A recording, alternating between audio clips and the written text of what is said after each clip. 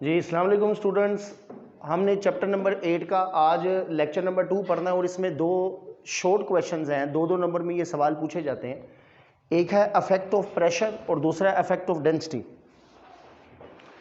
हमने speed of sound का lecture number 1 complete हमने स्पीड ऑफ साउंड का फार्मूला ड्राइव किया था। उसमें हमने न्यूटन्स फार्मूला भी निकाला, उसमें कुछ गलती रह गई। फिर हमने लैप्लेस करेक्शन की, लैप्लेस एक साइंटिस्ट आया, उसने फिर उसको दुरुस्त किया और स्पीड ऑफ साउंड का सही फार्मूला बनाया। तो स्पीड ऑफ साउंड का फार्मूला जो अब हमारे पास है, जिसे हम अब यूज़ करते हैं, जिसे हम आइंदा अब इस्तेमाल करेंगे, वो फार्मूला क्या है? Speed of sound in air is equal to under root square root gamma P divided by density. ठीक हो गया। ये लैप्लेस करेक्शन के बाद जो हमारे पास फार्मूला बना, इसमें पी प्रेशर है, इसमें रो डेंसिटी है।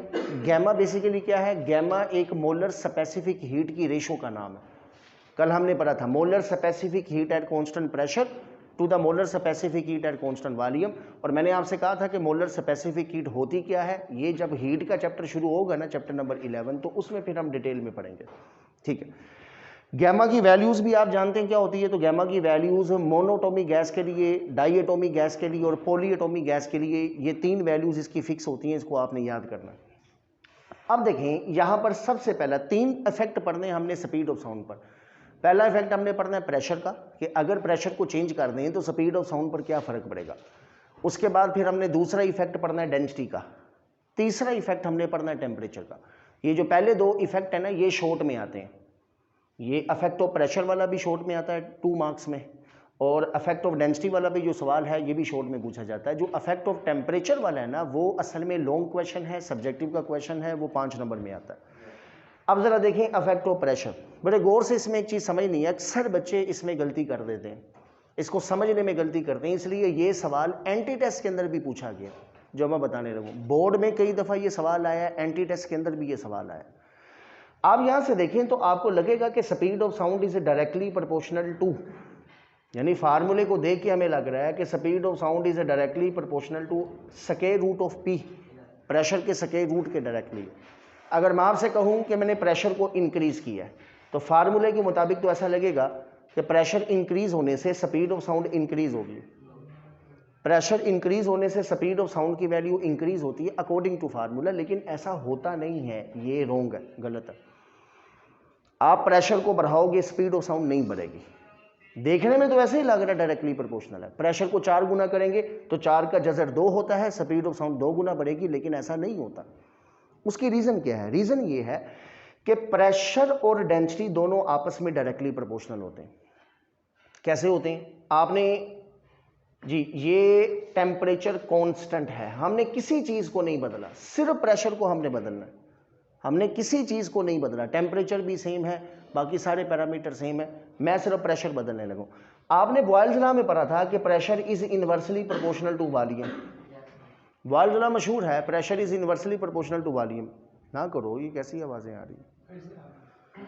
Pressure is inversely proportional to volume. और हम ये भी जानते हैं कि density is equal to mass per unit volume. ठीक हो गया बच्चों। जिस वक्त आप प्रेशर बढ़ाते हो, प्रेशर बढ़ाने से वॉल्यूम क्या होगा? कम।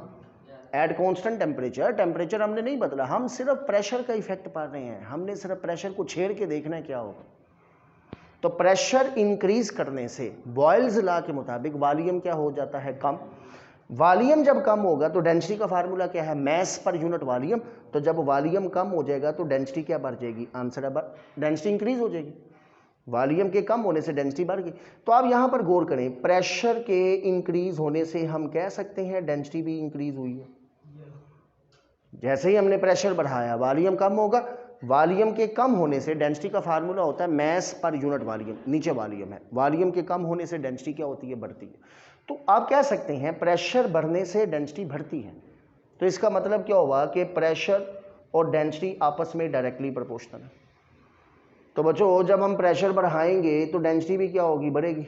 मैं प्रेशर को डबल करूं, डेंसिटी डबल। प्रेशर को 3 गुना करूं, डेंसिटी 3 गुना। अब जरा इस फार्मूले पर आ जाए, ये ऊपर वाला स्पीड ऑफ साउंड के फार्मूले में अगर ऊपर प्रेशर आ रहा है ना, तो नीचे डेंसिटी भी आ रही है। हम प्रेशर को जब चेंज करने लगते हैं तो डेंसिटी खुद ब खुद चेंज हो जाती है। मैंने प्रेशर को डबल किया, डबल 2 टाइम्स, ऊपर 2 आया, नीचे से डेंसिटी भी 2 टाइम्स हो गई, 2 से कैंसिल, फर्क ही कोई नहीं पड़ा, speed of sound remains constant. मैंने प्रेशर को 3 गुना किया, ऊपर 3 आया, खुद ब खुद नीचे से डेंसिटी भी 3 गुना हो जाएगी, ऊपर 3 आया है तो नीचे भी 3 आएगा, 3 से कैंसिल, इनकी रेशो तो कांस्टेंट ही रहेगी। तो हमने देखा कि जिस वक्त हम प्रेशर को इंक्रीज करते हैं या चेंज करते हैं, उसी तनासुब से डेंसिटी भी चेंज हो जाती है। स्पीड ऑफ साउंड के फार्मूले में प्रेशर भी है, डेंसिटी भी है, ऊपर वाली रकम जितना बढ़ती है नीचे वाली भी उतना बढ़ती है, दोनों की रेशो बराबर रहती है। फार्मूले पर देखा तो स्पीड ऑफ साउंड के फार्मूले में कोई फर्क नहीं पड़ रहा।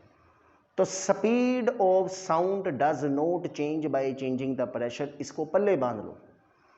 प्रेशर को, सिर्फ प्रेशर को चेंज करने से स्पीड ऑफ साउंड चेंज नहीं होती, क्योंकि स्पीड ऑफ साउंड के फार्मूले में प्रेशर भी है, डेंसिटी भी है। जब हम प्रेशर को इंक्रीज करते हैं तो डेंसिटी भी इंक्रीज हो जाती है, दोनों ऊपर नहीं। अगर तो दोनों ज़रब हो रहे होते ना फिर तो मसला ही नहीं था। प्रेशर डबल हुआ साथ ही डेंसिटी है, वो भी डबल ही, तो 2 ज़रब 2 4, हम कहेंगे 4 गुना बढ़ गई ये चीज़। लेकिन ये ऊपर नीचे है, रेशो है। जब दो चीज़ों में रेशो होती है ना, ऊपर वाली चीज़ जितना बड़ी है नीचे वाली चीज़ भी उतना बड़े। ये देखो, ये ऊपर 4 है, नीचे 2 है। फर्ज करें ऊपर वाली चीज़ भी डबल हुई है, डबल यानी 2 टाइम्स हुई है, 2 से ज़रब दी, नीचे वाली भी 2 टाइम्स हो गई। बच्चों 4/2 का जो आंसर था वही आंसर 8/4 का भी होगा। पहले सिर्फ 4/2 था, इसका आंसर 2 निकलेगा ना। अगर मैं इसको डबल करता हूं, ऊपर वाली रकम को डबल मतलब 2 टाइम्स किया, तो 4 ज़रब 2, नीचे वाली रकम भी 2 टाइम्स होगी, 2 ज़रब 2, तो ऊपर 8 हुआ है तो नीचे भी तो 4 हुआ है। अभी भी इनका आंसर क्या निकलेगा? 2 ही निकलेगा। यानी 4/2 का जो आंसर है वही आंसर 8/4 का है। रेशो कांस्टेंट रहती है, वो नहीं बदलती। बात समझ लगी है? प्रेशर को चेंज करने से स्पीड ऑफ साउंड पर कोई फर्क नहीं पड़ता, प्रेशर को बढ़ाने से स्पीड ऑफ साउंड नहीं बढ़ती, प्रेशर को कम करने से नहीं कम होती, प्रेशर से स्पीड ऑफ साउंड चेंज ही नहीं होती है, कांस्टेंट रहती है। क्यों? Because the pressure is proportional to density. तो फार्मूले में P भी है, डेंसिटी भी है, ऊपर वाली रकम बढ़ेगी तो नीचे वाली भी खुद ब खुद बढ़ जाएगी, ये रेशो कांस्टेंट रहेगी, तो स्पीड ऑफ साउंड के फार्मूले में कोई फर्क नहीं पड़ेगा। Second point, affect of density देखें। क्या सिर्फ डेंसिटी को बदलने से स्पीड ऑफ साउंड बदलती है? इसको पढ़ना है। अब हम प्रेशर को नहीं छेड़ रहे, प्रेशर कांस्टेंट है, यूं समझिए एटमॉस्फेरिक प्रेशर।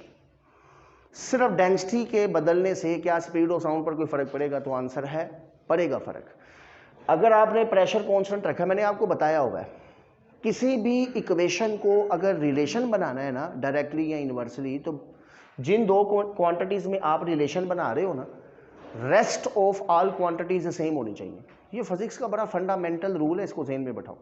आपके पास एक फार्मूला है, उस फार्मूले में 3-4 चीज़ें, आप कोई सी 2 चीज़ों में रिलेशन बनाना चाहते हो, डायरेक्टली या इनवर्सली, कोई सी 2 चीज़ों में रिलेशन बनाना चाहते हो, बाकी जो जितनी चीज़ें बचेंगी ना वो हिलनी नहीं चाहिए, वो कांस्टेंट होनी चाहिए।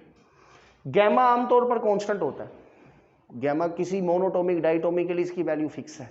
पीछे बच गया P और डेंसिटी। अगर प्रेशर कांस्टेंट है, मैं प्रेशर को नहीं खुद से बदल रहा, एटमॉस्फेरिक प्रेशर हर जगह सेम है, गैमा भी कांस्टेंट, प्रेशर भी कांस्टेंट। अब पीछे सिर्फ 2 चीजें बच गई हैं, V और डेंसिटी। अब हम लिख सकते हैं V is inversely proportional to square root of density. जिन 2 चीजों में रिलेशन बना रहे हो, rest of all parameters, all quantities remains same, वो सेम रहनी चाहिए। तो density, speed of sound square root, खाली नहीं कहना, खाली डेंसिटी नहीं, स्क्वायर रूट ऑफ डेंसिटी के इनवर्सली प्रोपोर्शनल। तो आप यहां से देख सकते हैं, अगर डेंसिटी, किसी चीज की डेंसिटी अगर कम है तो उसमें स्पीड ऑफ साउंड क्या होगी? ज्यादा। जिसकी डेंसिटी कम है उसकी स्पीड ऑफ साउंड ज्यादा होगी। चलो एक छोटी सी मिसाल देता हूं। मेरे पास एक हाइड्रोजन गैस है, एक ऑक्सीजन गैस है, सेम प्रेशर पर, मैंने कुछ नहीं किया, एटमॉस्फेरिक प्रेशर पर 2 गैसें, यूं समझ लो एक कमरा हाइड्रोजन गैस से भरा हुआ है, एक कमरे में ऑक्सीजन गैस भरी है। हाइड्रोजन का मैस कितना होता है? 1, ऑक्सीजन का मैस होता है 16, इतना तो पड़ा होगा। तो इसका मतलब है हाइड्रोजन का मैस कम होता है, दिस इज लेस देन, ये लेस देन का साइन है, जिसकी तरह मुंह बंद होगा वो less than. Mass of hydrogen is less then mass of oxygen. कितना कम होता है? हाइड्रोजन का मैस ऑक्सीजन से 16 गुना कम होता है, 16 टाइम्स। ऑक्सीजन 16 पर है, हाइड्रोजन 1 पर है, कितना फर्क है? 16 का। तो mass of hydrogen is less than mass of oxygen. Same इसी तरह से बच्चों density of hydrogen is less than density of oxygen, क्योंकि डेंसिटी होती है mass over volume, mass per unit volume, तो डेंसिटी मैस के प्रोपोर्शनल है। एक यूनिट वॉल्यूम के अंदर जिसका मैस ज्यादा उसकी डेंसिटी ज्यादा, जिसका मैस कम उसकी डेंसिटी कम, और ठीक है ना, यूनिट वन। तो मैस किसका कम है? हाइड्रोजन का, तो डेंसिटी भी किसकी कम होगी? हाइड्रोजन की, क्योंकि डेंसिटी मैस ही है, असल में डेंसिटी मैस ही होती है पर यूनिट वॉल्यूम। 1 मीटर क्यूब के डब्बे में जितना मैस आता है उसे डेंसिटी कहते हैं। तो हाइड्रोजन की डेंसिटी कम होगी ऑक्सीजन से कितना? 16 गुना। 16 का फर्क है मैस में, तो 16 गुना डेंसिटी कम होगी। स्पीड ऑफ साउंड इनवर्स है स्क्वायर रूट ऑफ डेंसिटी के, जिसकी डेंसिटी कम है उसकी स्पीड ज्यादा। ये चीज तो कन्फर्म है कि हाइड्रोजन की डेंसिटी कम है ना, तो हाइड्रोजन की स्पीड ज्यादा होगी ऑक्सीजन से। अब फैसला करना है कितने गुना ज्यादा होगी, तो आंसर है डेंसिटी में फर्क कितना था? 16 का। यहां डेंसिटी की जगह 16 लिखो, 16 का जजर क्या होता है? 4, तो स्पीड ऑफ साउंड में 4 का फर्क पड़ेगा। बच्चों अगर ऐसा होता ना स्पीड ऑफ साउंड सिर्फ डेंसिटी के इनवर्सली प्रोपोर्शनल है, सिर्फ डेंसिटी, तो फिर डेंसिटी 16 है तो हमने कहना था स्पीड ऑफ साउंड 16 के हिसाब से चेंज होगी, जिसकी डेंसिटी कम है उसकी स्पीड ऑफ साउंड ज्यादा होगी। लेकिन डेंसिटी स्पीड ऑफ साउंड सिर्फ डेंसिटी के इनवर्सली नहीं है, उसके स्क्वायर रूट के इनवर्सली है। तो स्क्वायर रूट का मतलब क्या है? स्क्वायर रूट का मतलब है कि आपने जितना डेंसिटी में चेंज आया है ना उसका जजर लेना है। तो डेंसिटी में चेंज है 16 का, speed of sound 16 Guna change होगी? नहीं, स्पीड ऑफ साउंड जजर के हिसाब से चेंज होती है। तो 16 का जजर, यहाँ 16 लिखोगे, 16 का जजर क्या निकलेगा? 4। तो स्पीड ऑफ साउंड जिसकी डेंसिटी कम है उसमें स्पीड ज्यादा। Speed of sound in hydrogen is greater than oxygen by 4 times. फिर से बताओ मुझे, हाइड्रोजन और फर्ज करें कि दूसरी मेरे पास एक गैस है, उसका मैस है मिसाल के तौर पर, उसका मैस मेरे पास आता है 36। एक गैस हाइड्रोजन है, दूसरी गैस है, कोई भी है, उसका मैस है 36। दोनों के मैस में कितना फर्क है? 36 का। 36 का फर्क है। दोनों की डेंसिटी में कितना फर्क होगा? 36 का। ठीक है, और दोनों की स्पीड ऑफ साउंड में कितना फर्क होगा? 36 का नहीं, 36 का जजर 6 का फर्क है। अच्छा, अब 6 किसकी ज्यादा होगी? आंसर है जिसकी डेंसिटी कम थी ना उसमें स्पीड ज्यादा। तो हाइड्रोजन की डेंसिटी 1 थी, दूसरे की 36 थी, तो हाइड्रोजन की कम है ना, इसमें स्पीड ऑफ साउंड 6 गुना ज्यादा होगी उससे। अब इस कमरे में हाइड्रोजन गैस है, साथ वाले कमरे में ऑक्सीजन गैस है, मैं यहां पर भी बोलता हूं, मेरी आवाज पहुंच रही है, फर्ज करें मेरी आवाज 100 की स्पीड से पहुंच रही है, लेट्स सपोज समझाने के लिए 100 मीटर पर सेकंड से जा रही है, और ठीक है, साथ ऑक्सीजन वाला कमरा है, उधर भी मैं जाके बोलूंगा तो मेरी आवाज किस स्पीड से जाएगी? हाइड्रोजन में अगर 100 की स्पीड है, हाइड्रोजन में तो ज्यादा होती है ना, अगर हाइड्रोजन में 4 गुना ज्यादा है तो ऑक्सीजन में 4 गुना कम होगी। अंडरस्टूड है? ऐसे पढ़ लो ना, ऑक्सीजन में स्पीड कम है हाइड्रोजन से, या ऐसे पढ़ लो हाइड्रोजन में ज्यादा है ऑक्सीजन से, फर्क 4 का। तो अगर ऑक्सीजन, फर्ज करें ऑक्सीजन के कमरे में मैं बोलता हूं मेरी आवाज की स्पीड 25 है, तो इधर आके जब मैं बोलूंगा ना मेरी आवाज की स्पीड 100 हो जाएगी, 25 × 400, 4 गुना बढ़ जाएगी। ठीक है, this is effect of density. Same इसी तरह से बच्चों वार्म एयर और कोल्ड एयर, किसकी डेंसिटी कम होती है? जो ठंडी गर्म हवा होती है ना, वार्म एयर की डेंसिटी कम होती है कोल्ड एयर से।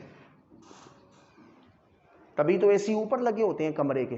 गर्म हवा ऊपर होती है, हल्की होती है, ठंडी हवा वजनी होती है, नीचे आती है। ठंडी हवा वजनी, उसमें वाटर वेपर्स होते हैं, तभी तो ठंडी है। तो ठंडी हवा की डेंसिटी ज्यादा, गर्म हवा की डेंसिटी कम। एसी तभी तो ऊपर लगाते हैं ताकि ऊपर से गर्म हवा ले, ठंडी फेंके, ठंडी खुद ही नीचे आती जाएगी, कूलिंग नीचे खुद ही होती जाएगी, ठंडी हवा ने तो नीचे गिरना है। तो वार्म एयर की डेंसिटी क्या होती है? कम, किससे? कोल्ड एयर से, ठंडी हवा से। तो फिर मुझे बताएं जिसकी डेंसिटी कम हो उसमें स्पीड क्या होती है? तो आंसर है ज्यादा। तो वार्म एयर में स्पीड ज्यादा होगी, किससे? कोल्ड एयर से। तो गर्म हवा में साउंड वेव्स की स्पीड ज्यादा होगी ठंडी हवा से। तो आप कह सकते हो गर्मियों में स्पीड ऑफ साउंड ज्यादा होती है सर्दियों की निस्बत। ठंडी उसमें मॉइस्चर होता है ना एयर में, वजनी होती। This is effect of density and pressure. कल हम इंशाल्लाह पढ़ेंगे इफेक्ट ऑफ टेम्परेचर। तो कल मिलते हैं बच्चों, अल्लाह हाफिज़।